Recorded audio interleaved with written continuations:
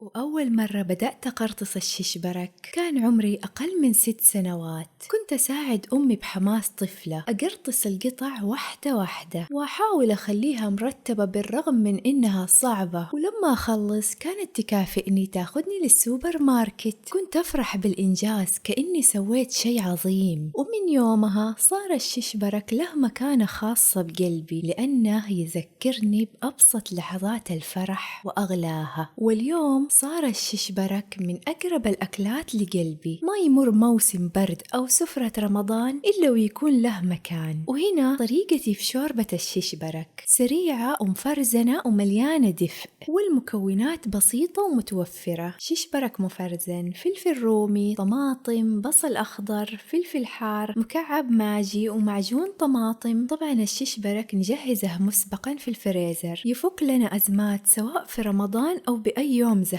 وعلى قدر ساخن رشيت بخاخ الزبدة ونزلت عليه البصل الأخضر والفلفل الحار وطماطم، وأضفت الماجي وحمستهم شوي. بعدها نزلت معجون الطماطم والموية، حركت الخليط لين بدأ يغلي، وبعدها نزلت الششبرك المفرزن وتركتها على النار تقريبا 7 دقايق أو لحد ما تستوي العجينة بدون ما نطول عليها عشان ما تتعجن أو تتقطع. قدمته بصحن فخار وزينته بشبت طازج، وعلى جنب قدمت الشطة والليمون. وصفة فيها طابع طفولة ونكهة وسرعة إنجاز. إذا عندك ششبرك مفرزن فالوصفة هذه بتكون المنقذة في الأزمات. جربوها وعيشوا لحظات الطيب والدفء، وارسلوها للي يحبون الشوربات اللي فيها روح.